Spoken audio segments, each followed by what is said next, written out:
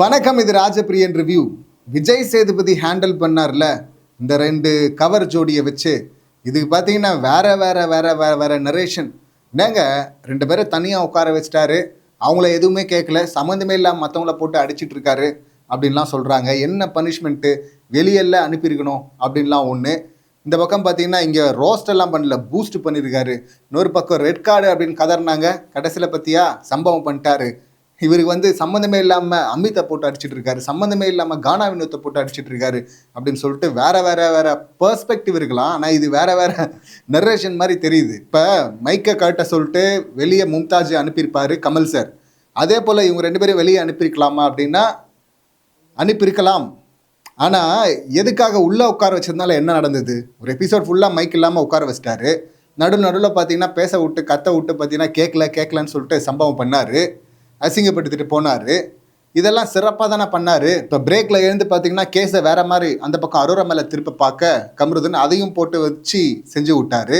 இவங்களுக்கு பனிஷ்மெண்ட்டு அப்படின்னு சொல்லிட்டு மற்றவங்க ஃபுட்டெல்லாம் பறிக்கிறார் பிக் பாஸ் அப்படின்னா, மற்றவங்களெல்லாம் இவங்களுக்கு எதிராக திருப்புறாரு. கேம் ஆடுங்கடா, வச்சு செய்யுங்கடா அப்படின்னு சொன்னால் அவங்க எல்லாமே அப்படியே இருக்கிறாங்க. அதுலேயும் ஒரு சிலர் கேம் ஆட வந்தால் அங்கே குறுக்க அமித்தும் இந்த பக்கம் கானா வினோத்தும் நிற்கிறாங்க. அவங்கள போட்டு அடிக்காமல் அதை எக்ஸ்போஸ் பண்ணாமல் எப்படி டீல் பண்ண முடியும்? இவங்கள ஓரமாக உட்கார வச்சிட்டாரு. எனக்கு என்ன ஒரே ஒரு குறைன்னா, குறும்படமாக இவங்க என்னெல்லாம் பண்ணாங்க, எத்தனை இடத்துல இதெல்லாம் பண்ணாங்க அப்படின்னு சொல்லிட்டு போட்டு காட்டியிருக்கணும். ஏன்னா திரும்ப திரும்ப அந்த உருட்டுகள் கூச்சமே இல்லாமல் போய் சொல்கிறவங்க அதில் நாங்கள் பர்பஸாக பண்ணலன்றாங்களே. மைக்கை எடு அப்படின்னு சொல்லிட்டு எடுக்கிறாங்க. அந்த பதிவெல்லாம் எடுத்து போட்டு காட்டியிருந்தா விஷுவல் பார்த்திங்கன்னா நீங்கள் வார்த்தையை விட ரொம்ப ஆழமாக பதியும் இல்லை. அப்படி பதிஞ்சிருந்தா அதில் எல்லாருமே ரியாக்ட் பண்ணியிருக்க மாட்டாங்க. அப்போவும் அதில் ஒரு 4 பேர் இருக்கிறாங்கல்ல, அவங்க சம்பவம் பண்ணியிருப்பாங்கல்ல. 4 வாரமாக சொல்லிட்டு இருக்கேன் அப்படின்னு சொல்லிட்டு ஒரு ஹிண்ட்டுன்றதை டேரெக்டாகவே சொல்கிறார். இதுக்கு மேலே எப்படி டேரெக்டாக சொல்ல முடியும்? உன்னுடைய இமேஜ் நீ கெடுத்துக்கிற வாண்டடாக போயிட்டு அப்படின்னு சொல்கிறாருல்ல. ரவுடி அப்படின்னு சொல்லிட்டு பிராண்ட் பண்ணாங்க இந்த கமருதன் கானா வினோத்தை. அந்த மாதிரி வேறு யாரும் சொல்ல. வேறு சில கேஸ் இருக்குது கானா வினோத் மேலே. ஆனால் இந்த கேஸை எழுதுனது எதை வச்சு எழுதுன? அதுவும் இவன் கம்யூனிட்டியை, சுபிக்ஷா கம்யூனிட்டி எப்படி பார்த்தான் அப்படின்னு சொல்லிட்டு தெரியும். அப்படி இருக்கும்போது நீ கொலை கூட பண்ணுவப்பான்னா என்ன சொல்ல வர்றான் அவன்? நான் ஆர்டிஸ்ட்டு, நான் நடிக்கணும் ஃப்யூச்சரில், அதனால் நீ கொலை கூட பண்ணுவப்பா அப்படின்னா இந்த அளவுக்கு யாராவது மோசமாக கானா வினோத்தை பிராண்ட் பண்ணியிருக்காங்களா? ஆனால் இவன் பண்ணியிருக்கிறான், திரும்பவும் பண்ணுவான். அவனுக்கு எதிராக ஒரு பாயிண்ட் எடுத்து வச்சா அப்படி தான் பண்ணுவான். டுவர்ட்ஸ் ஃபினாலே நெருங்கிட்டு இருக்கிறோம். இப்போ சப்போர்ட் அதிகமாக இருக்குது. அவனுக்கு வாய்ப்பு கிடையாது, பார்வதிக்கு வாய்ப்பு கிடையாது. பட் உனக்கு வாய்ப்பு இருக்குது, அந்த வாய்ப்பை நீ ஏன் கெடுத்துக்கிற அப்படின்னு சொல்லிட்டு போட்டு அடிக்கணும்ல ஒரு ஹோஸ்டா. அதை சிறப்பாக தான் பண்ணார். இன்னொன்று அமித் வீட்டு தலையை ஏன்பா அங்கே கேட்கல அப்படின்னா, அவர் கொடுத்த விளக்கெல்லாம் ஏற்றுக்கிற மாதிரியா இருக்குது. இதில் எண்டில் குழந்தைகிட்ட பேசி சிம்பத்தி கிரியேட் பண்ணிட்டு இருக்கு. அப்படி அவர் அங்கே விஜேஎஸ் கரெக்டாக அமித் விஷயத்தில் நம்ம பார்க்காத பாயிண்ட்டும் எடுத்து பேசுகிறாரு. இந்த சபரி வெர்சஸ் பார்வதி பஞ்சாயத்தில் பார்த்தீங்கன்னா காலை மிதிக்கிறான்னு சொல்லும்போது நீ ஷூ போட்டு வந்திருக்கணும் அப்படின்னு சொல்லியிருப்பாரு அமித். அதை நானும் அதை கவனிக்க மறந்துட்டேன். ஆனால் கரெக்டாக அப்போவே பார்த்தீங்கன்னா அந்த வீக்கே அமித்தை போட்டு அடிச்சிருப்பாரு. மற்ற விஷயம்லாம் ரொம்ப இன்னசென்ட்டுன்னு உருட்டுற, இது ஏன் இது மாதிரி கேள்வியெல்லாம் வருது ஒருத்தங்க கஷ்டப்படும் போது அப்படின்னு. ஒருத்தன் எழுந்து டான்ஸ் ஆடுறான், அங்கே மார்க் பண்ணுறான், எல்லாம் பண்ணிட்டு இருக்கிறான். வீட்டு தலையாக என்ன பண்ண அப்படின்னு சொல்லிட்டு கேட்குறாரு. இதில் அவர் குழந்தைக்கு நீ ஒழுங்காக டாஸ்க் ஆனால் அதை பார்த்து குழந்தை புரிஞ்சுக்க போகிறாங்க. இது குழந்தையோட எடுத்துகிட்டு போய் கனெக்ட் பண்ணுறது இருக்குல்ல, அப்படின்னா எதுவுமே கேட்கக்கூடாது. இப்போ எல்லாருக்குமே ஃபேமிலி இருக்குது, எல்லாருக்குமே கிட்ஸ் இருக்குது. இல்லை கிட்ஸ் இல்லைன்னா உறவுகள் இருக்குது, வேறு உறவுகள், அவங்க மனசு பாதிக்கப்படும், கஷ்டப்படுவாங்க அப்படின்னு சொல்லிட்டு எல்லாரும் பாவம் பார்த்து போஸ்ட்டை பற்றி கழுவி ஊற்றலாமா வந்தீங்க? அங்கே தலையாக ஆக்ஷன் எடுக்கான்னா இவர் உண்ணாவிரதம்.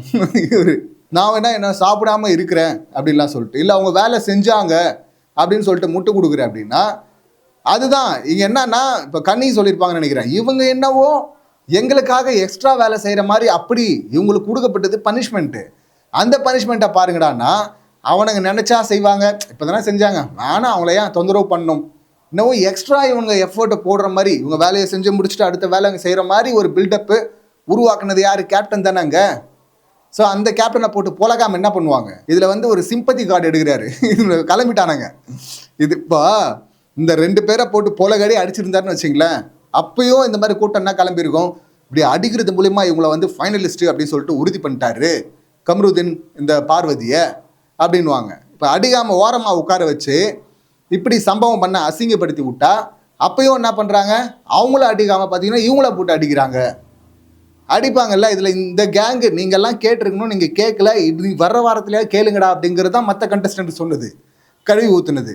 இந்த கானா வினோத்தையும் அமித்தையும் அடிச்சது காரணம் இவங்க வந்து முட்டு கொடுத்தது. மைக்கை வந்து கழட்டி வச்சுட்டு வெளியே போங்க அப்படின்னா அது வெளியே போய் ஜாலியாக தான் பேசிகிட்டு இருக்கும். இங்கே ஏன் உள்ளே உட்கார வைக்கணும் அப்படின்னா மற்ற கண்டஸ்டன்ஸ் எல்லாம் என்ன பேசுகிறாங்க அப்படின்னு சொல்லிட்டு இவங்களுக்கு புரியணும்ல. அப்போ தானே அடுத்த வாரம் கேம் வந்து இன்ட்ரெஸ்ட் ஆகும். அதை பண்ணி தானே ஆகணும். சொன்னார்ல, அவங்க அப்பவும் வந்து நான் வேலை செஞ்சேன் சார், கேமராவில் பதிவாகலை அப்படிங்கிற மாதிரிலாம் சொல்ல, நீங்கள் வந்து கேமராவில் தெரியாத இடத்துல போய் என்ன வேலை பார்த்துட்டு இருந்தேன் அப்படின்லாம் கேட்டார்ல, சிறப்பாக இருந்தது. இல்லை சாண்ட்ரா ஆரம்பத்திலே வந்து பெட்டில் இவங்க படுத்துட்டு இருக்கும்போது அப்படின்னு சொல்லும் போது தலையில் அடிச்சுக்கிறாரு. என்ன அப்படின்னு, யார் இந்த மக்கு, ஐயோ என்னப்பா இவ்வளோ இது பதட்டம், இல்லைன்னா என்ன தப்பாக சொல்லிட்டாங்க, மடியில் தான் படுத்துட்டு இருந்தாங்க நீ, சரி மடியில் நார்மலாக படுத்துகிறோம் அதை போய் சொல்கிறாங்களே அப்படின்வாங்களே. டேய் அதையும் தாண்டி அங்கே போய் என்ன பண்ணீங்க ஸ்மோக்கிங் ரூமில், அப்புறம் அங்கே ஆக்டிவிட்டி ஏரியாஸில் யாராவது இதை பண்ணியிருக்காங்களாடா, அங்கே போய் என்ன கர்மத்தை பண்ணீங்க, அங்கே கரையெல்லாம் ஆச்சுன்னு சொல்லிட்டு அதுக்கப்புறம் பேச்செல்லாம் இல்லை. பிக் பாஸ் கூப்பிட்டதுனால தான் வந்தாங்க, இல்லைன்னா வந்திருக்க மாட்டாங்கல்ல. அப்போவும் இது லவ்வும் கிடையாது, ஃப்ரெண்டுக்கு மேலேன்னு உருட்டுறது. இதில் இதுக்காகவே இதை மூடி மறைக்கிறதுக்காக மாட்டிக்கிட்டாங்கல்ல இந்த சம்பவம் பண்ணி, இதை மறைக்கிறதுக்காக அடுத்து ஃபைட்டு, மற்றவங்க மேலே கேஸை திருப்புறது, இந்த வேலையெல்லாம் பார்த்துட்டு இருந்தா இதை அடுத்து சாண்ட்ராவும் அதுக்கப்புறமா ரம்யாவும் சொல்லும் போது பார்த்தீங்கன்னா இவங்க மூஞ்சி உருன்னு மாறுது. அவங்க பார்வதி என்ன இதெல்லாம் போய் சொல்கிறாங்க, வேற என்ன சொல்லுவாங்க, அது வந்து கேமை டிஸ்டர்ப் பண்ணாத மாதிரி இருந்தால் பரவாயில்ல, இது எல்லா கன்றாவையும் இங்கே பண்ணுவாங்களா, அது எங்கே என்ன நடந்தது என்ன சுச்சுவேஷனில் இருந்தாங்க அப்படின்னு சொல்ல வந்தால் அது வந்து தப்பாயிடுமா இவங்களுக்கு. பார்வதியும் பார்த்தீங்கன்னா முக்கியமான ஒரு பாயிண்ட் கிடச்சிருச்சு, 2 கண்டஸ்டண்ட்டை வந்து பேசக்கூடாது அப்படின்னு மாதிரி பனிஷ்மெண்ட் எடுத்துகிட்டு வந்தாங்க சார், எவ்வளோ பெரிய தப்பு சார் இது, பொலிட்டிக்கலாக இன்கரெக்ட் இல்லை சார் இது அப்படின்னு சொல்லிட்டு அந்த பாயிண்ட்டை வச்சு ப்ளே பண்ணலான்னு தான் வந்தாங்க. அந்த பாயிண்ட்டை பேசவும் ஆரம்பிக்கும் போது கேட்கல உட்காரு அப்படின்னு சொல்லிட்டு ஓரமாக உட்கார வச்சார்ல, சிறப்பாக பண்ணார் சம்பவம். ரெட் கார்டை கொடுத்து 2 பேரும் தூக்கி வெளியே தான் போட்டிருக்கணும், இதில் கதறதுக்கு ஒன்றுமே இல்லை, ரெட் கார்டெலாம் கொடுக்க வாய்ப்பே கிடையாது அப்படின்லாம் வந்து சொல்லிட்டு இருக்காங்க. இதில் என்ன பெருமை, போனா போகுது அப்படின்னு சொல்லிட்டு பாவம் பார்த்து விடுறதுல என்ன பெருமை வந்துருச்சு இவருக்கு. அங்கே வந்து சொல்ல வேண்டியது என்ன, அங்கே வந்து நாங்கள் குற்ற உணர்வுல நீ எப்படி சொல்ல முடியும், எனக்கு இருந்துச்சு வேலை செய்யல நீ எப்படி சொல்ல முடியும் அப்படிலாம் கேட்பான்ல மற்ற இடத்துல. இன்னும் கன்றாவியான கேவலமான உதாரணங்கள்லாம் கொடுப்பான்ல, வாயை திறந்தவன் அப்படி கேவலம் குப்பை தானே வரும் அதுக்கு. அந்த உதாரணங்கள்லாம் இங்கே விஜய் முன்னாடி கொடுக்க வேண்டியது தானே. பொத்திக்கிட்டு உட்காந்தாங்கல்ல, உட்கார வச்சார்ல, அது சிறப்பான சம்பவம் அப்படின்னு தான் நான் பார்க்குறேன். இவங்க ஏற்றின ப்ரெஷருக்கு பார்த்தீங்கன்னா எவ்வளோ அடித்தாலும் பத்தலை அப்படின்னு தான் தோணும். அந்த மாதிரி டுவர்ட்ஸ் எண்டில் ஐயோ என்ன சீக்கிரம் முடிச்ச மாதிரி இருக்கே அப்படின்னு தான் தோணுச்சு. இதில் விஜய் ஒரு விஷயத்த திரும்ப சொல்லிகிட்டே இருந்தார், இங்கே ஸ்லாட் டைம் அப்படிங்கிறது பார்த்தீங்கன்னா கம்மி தான், அந்த டைமில் எவ்வளோ பண்ண முடியுமோ அவ்வளோதான் பண்ண முடியும் அப்படிங்கிறாரு. இப்போ கமல் சாரோட கம்பேர் பண்ணி பார்க்கும்போது இது குறைவாக தான் இருக்குது. ஏன்னா அதான் சொன்னேன், ஒரு ஸ்கிரிப்ட் ரைட்டராகவும் கமல் சார் பார்த்தீங்கன்னா அவர் டாப்பு. அந்த வகையில் பார்த்தீங்கன்னா முன்னாடியே ப்ரீ பிளான் பண்ணி இப்போ இருக்கிறது இவ்வளோ தான் நேரம், அதில் என்னென்ன சம்பவத்தை அட்ரஸ் பண்ணணும், இந்த சம்பவத்தை வந்து அட்ரஸ் பண்ணுறது கொஞ்சம் தான் நேரம் இருக்குது, ஆனால் ஸ்ட்ராங்காக அது ரெஜிஸ்டர் ஆகணும் அப்படின்னா அப்போ வேறு என்ன மாதிரி அதை ப்ளே பண்ணலாம் அப்படின்லாம் கமல் சார் யோசிப்பார், அந்த டீம் யோசிச்சுது. ஆனால் இந்த டீம் பார்த்தீங்கன்னா அப்படி இல்லை, நடந்ததை கேட்கணும், இவ்வளோ தான் டைம் இருக்குது அப்படின்ட்டு அப்படியே அப்ரோச் பண்ணும்போது, ஒரே லெவலில் அப்ரோச் பண்ணும்போது அது வந்து ஒன்று கூடுதலாகவும் ஒன்று குறைவாகவும் தெரியுது அப்படின்னு தான் நான் பார்க்குறேன். இதில் எண்டில் பார்த்தீங்கன்னா அது ரெண்டும் வந்து பேசுது, நான் ஒரு வாரம் பார்ப்போம் பிரிஞ்சிருந்துருவோம் அப்படின்லாம் சொல்லி உடனே அதுக்கு ஒரு கூட்டம் மக்ருதே பார்த்தீங்களா கரெக்டாக வந்து எடுத்துட்டான், பார்த்தீங்களா முடிவு எடுக்கிறான், திருந்திட்டான் அப்படின்னு. நாதர்ஸ் திருந்தெல்லாம் இல்லை. யூஸ்வலாக கண்டஸ்டன்ட் என்ன பண்ணுவாங்க, வீக் டேஸில் ஒரு மாதிரி வீக்கெண்ட்லேயே ஒரு மாதிரி ப்ளே பண்ணுவாங்க.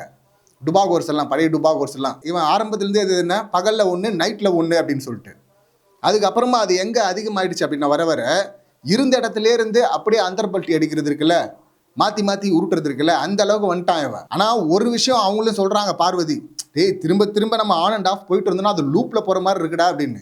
இப்போ தான் இருக்காமா அது எவ்வளோ கொடுமையாக இருக்குது, அது எத்தனை முறை பார்த்துட்டோம். அதை இந்த மாதிரி பேச வேணாம் அப்படிங்கிறது, அப்புறம் பேசுகிறது, உனக்காக நிற்கணும் நான், எனக்காக நீ நிற்கணும் அப்படிங்கிறது, நைட்டு ஜோனுக்கு போகிறது, மறுநாள் காலையிலேருந்து நமக்குள்ளே என்ன உறவு, கேமை இது பாதிக்கும் போல இருக்குது வேணாம் அப்படிங்கிறது, மறுநாள் அது பகல் ஃபுல்லாக அந்த அரோரா கூட இருக்கிறது, அப்புறம் பார்த்தீங்கன்னா பார்வதியை பற்றி குறை சொல்கிறது, அதுக்கப்புறம் நைட் ஆனால் பார்த்தீங்கன்னா மறுபடியும் பார்வதி கூட அந்த பெட்டுக்கு போயிடுறது. இதே தானே பண்ணிட்டு இருந்தாங்க, லூப்பில் பார்த்த மாதிரி எத்தனை முறை பார்க்குறது அதை. ஸோ அந்த சென்ஸ் கொஞ்சமாவது இவங்களுக்கு இருக்குது. ஆனால் அவர் பார்த்தீங்கன்னா ஃப்ரெஷ்ஷாக பேசுகிற மாதிரி அவர் அங்கே சொல்ல, இவங்கெல்லாம் சஞ்சய் ராமசாமி மாதிரி போலக்குது, இந்த டுபாகோர் கூட்டம் இவனுக்கு உருட்டுறானுங்கல்ல, ஏன்னா எல்லாத்தையும் டக்குன்னு மறந்துடுறானுங்க போல இருக்குது. இவன் சொன்ன ஸ்டேட்மெண்ட்டே இந்த எபிசோட் முடிஞ்சது இல்ல, சண்டே எபிசோட் முடிஞ்சதும் பாருங்க நைட் என்ன பண்றான் அப்படின்னு சொல்லிட்டு. பார்வதி இதை சொல்லிட்டாங்க, என்னவோ அவங்களும் பாத்தீங்கன்னா சொன்ன ஸ்டாண்ட்ல நிக்கிற மாதிரி. இவங்க வந்து ட்ரையாங்கல் வேணான்னு சொல்லுவாங்க, அந்த ஆள் விலகி போறாங்க அரோரா. அதுக்கப்புறம் நீ ஏன் விலகணும், ஃப்ரெண்டா நீ கண்டினியூ பண்ணலாம் அப்படிங்கிறது. அப்புறம் அவன் ஃப்ரெண்டுன்னா ஒரு வேற ஒன்று இருக்கலாம்ல, ஃப்ரெண்ட்ஸ் வித் பெனிஃபிட்ஸ் அந்த ரேஞ்சில் அவரு சொல்றது எமோஷன் இருக்கு அப்படின்னு. எமோஷன் இருந்தா காட்ட வேண்டியது தானே. யாரு இதுங்க ரெண்டு எமோஷன்ற பேர்ல காட்டுறதே கன்றாவியா இருக்கு. இதுல இன்னொரு கண்டஸ்டன்ட்டை துணை கூப்பிடுறாங்க, காட்ட வேண்டியதானே, எமோஷன் இருந்தா காட்ட வேண்டியதானே அப்படின்னு. அவன் மூட் ஆயிட்டான்னு எழுதினவன், இவங்க மூட் ஆயிட்டான்னு பச்சையா பேசினவங்க, அவங்க கிளீனா அந்த மூடை பத்தி தான் பேசுறாங்க. இவன் டக்குன்னு அதை மாத்துறதுக்காக அது ரெஜிஸ்டர் ஆயிடுச்சு, இல்ல இப்படி பேசினாலும் மைக்ல பிக்கப் ஆகும் அப்படின்லாம் உளறிட்டு, அப்புறம் நீ சொன்னது கேம் ஸ்ட்ரெஸ் தானே, இங்க இருக்கும்போது ஒரு ஸ்ட்ரெஸ் இருக்குல்ல அதை தானே சொன்னேன் அப்படின்லாம் அப்படி பேசிட்டா உருட்டிட்டா அதெல்லாம் இவங்க பேசுனது முன்னாடி பேசுனதெல்லாம் இல்லைன்னு ஆயிடுமா. அதுக்காக எனக்கு கோபமும் வருது, கெட்ட கெட்ட வார்த்தையில வேற பேசி அதை நார்மலைஸ் பண்றது. ஒரு கோட்டை வந்து சின்னதாக்கணும் அப்படின்னா அது பக்கத்துல பெரிய கோடு போடணுவாங்கல்ல, அந்த மாதிரி தான் எஃப்ஜேவோட அந்த ஃபைட்டு. அதுக்கப்புறம் பேசின அந்த கெட்ட வார்த்தை, ஃபேமிலியை பத்தி தப்பா பேசினான்னு சொல்லிட்டு உருட்டுனது, இது எல்லாமே அதுதான். ஓரமா உட்காருங்க. இதுல அந்த காஸ்டியூம் கூட பாருங்க, ரிசப்ஷன் காஸ்டியூம் மாதிரி ரெண்டு பேரும் மேட்சிங்கா வேற வராங்க. தள்ளி உட்காருங்க அப்படின்னு சொல்லிட்டு உட்கார வச்சு பேசவே வேணாம்னு சொல்லிட்டு உட்கார வச்சார்ல, அது சிறப்பான சம்பவம். இதுல ஃப்ளோல வந்து இந்த வார்த்தை, கேமரா இல்லாத இடத்துல என்ன வேலை பார்க்க போன அப்படின்னு சொல்லும் போது கிரௌடு கத்துறாங்க. இல்ல நான் அந்த மாதிரி சொல்ல, அவங்க அது மாதிரி சொன்னாங்க, நான் அதுக்கு சொல்ல வந்தேன்னார்ல. புரியுது சார், மனசுல இருக்கிறதெல்லாம் வெளியே வந்துருச்சு சார் அப்படின்னு தான் சொல்லணும். ஏன்னா உள்ள அப்படித்தானே பண்ணிட்டு இருந்தாங்க.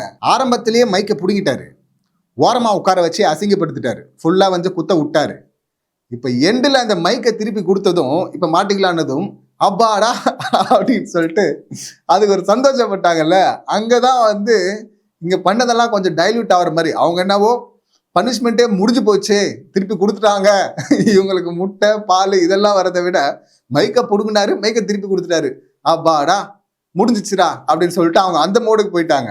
அசிங்கப்படுத்தினதெல்லாம் ஞாபகம் இருக்கணும்ல, என்னடா இப்படி வச்சு கதற அடிச்சிருக்கிறாங்களே, இதுல இருந்து வெளியே வரணுமே. மற்ற யாராவது ஒரு கண்டஸ்டண்டா இருந்தா வக்கு இல்லை அப்படின்னு சொல்லிட்டு திவ்யாவை கேட்டதுக்கு அவங்க எவ்வளோ லோவானாங்க. திரும்பி வெளியே வர்றதுக்கு பார்த்தீங்கன்னா ஒரு வாரமாவது ஆகும். ஏன்னா இவங்களை வந்து முச்சந்தில நிற்க வச்சு சாணி அடிக்க விட்டு அடிச்சு கழுவி ஊற்றி இவளை அசிங்கப்படுத்தின பிறகும் எல்லாம் தொடச்சி போட்டு திரும்ப அங்கே போய் பேசுதுங்க அப்படின்னா இதுங்களை ஒன்றும் பண்ண முடியாது. இதுங்களுக்கு ஃபயர் வேற விடுறாங்க, ஃபயர் கேமர் அப்படின்னு சொல்லிட்டு. கேமர் இல்லை, காஜிகள் அப்படின்னு வேணா சொல்லலாம். ஸோ அந்த வகையில் பார்க்கும்போது சிறப்பாகவே பண்ணியிருந்தாரு. இன்னும் கொஞ்சம் சிறப்பாக பண்ணியிருக்கலாம், செஞ்சிருக்கலாம். பட் இவங்க ஒன்றும் அப்படியே போக போகிறது இல்லை, மறுபடியும் கேஸில் மாட்ட தான் போகிறாங்க. அடுத்து என்ன நடக்குது அப்படின்னு சொல்லிட்டு வெயிட் பண்ணி பார்ப்போம். இந்த சம்பவங்களை நீங்கள் எப்படி பார்க்குறீங்க, உங்கள் கருத்துக்கள் என்ன அப்படிங்கிறத கமெண்ட் பண்ணுங்க. மீண்டும் அடுத்த வீடியோவில் சந்திக்கலாம். நன்றி, வணக்கம்.